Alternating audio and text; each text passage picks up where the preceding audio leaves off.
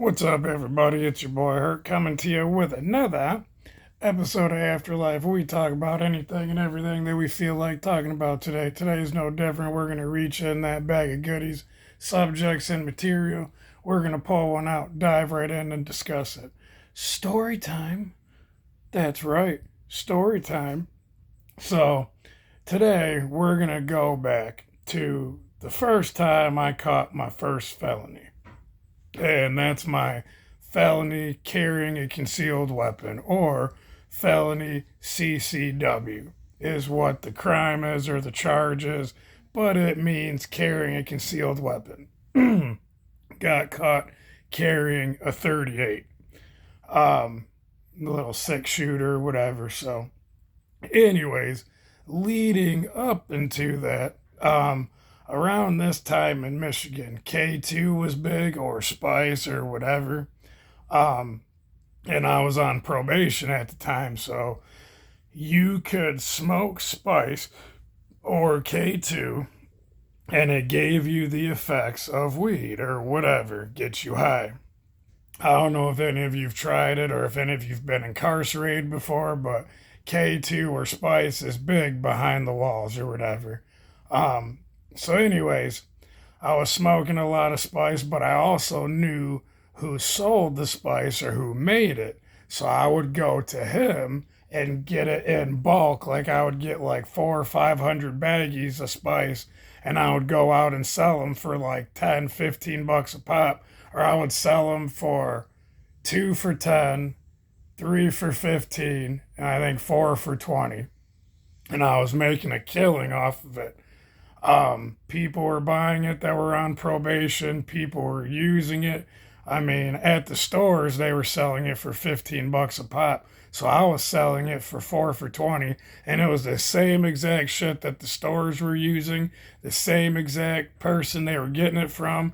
It's just I was going to the source, I was cutting out the middleman, all that shit. So, with great responsibility comes great pressure, great bullshit, all that good stuff. People were trying to rob me and all that stuff. They were trying to break into my apartment and all that because at this time I was making quite a bit of money to where I had to have a safe that I would put into the ground or whatever. And I would start keeping my safe, keep my money in the safe and shit. Couple times people tried to break in my shit, so I'm like, you know what?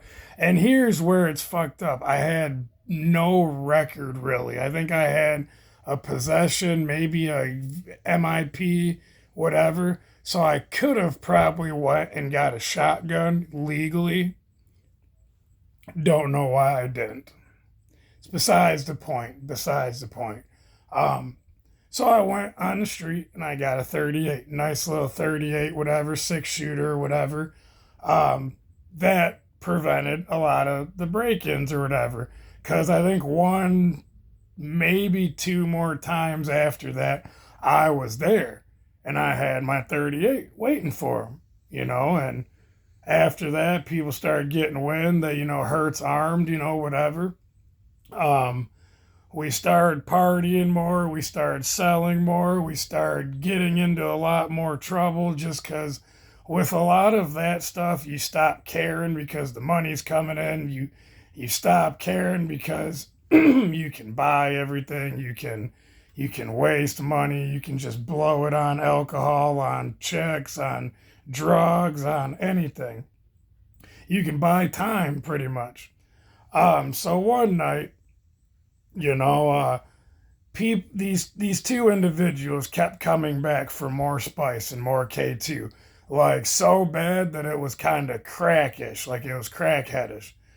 They just kept coming back like every hour on the hour, and I'm like, red flag, like.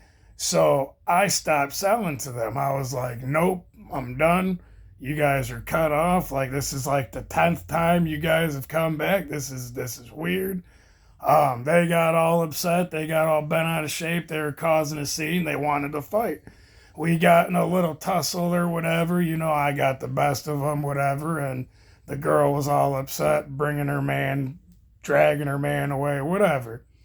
The party went on, though. Time went on. You know, we're drinking, we're drugging, we're snorting, we're popping pills, we're smoking weed, smoking spice. We're going crazy at this time. Um, this time it's late at night. It's probably like 9, 10 o'clock at night or whatever. I get a call that one of my girlfriends at the time is getting beat up, raped, some kind of fucked up situation. So I grabbed my 38, put it in my little shoulder holster that I bought, and I was like, we're going out, we're going on a mission, guys.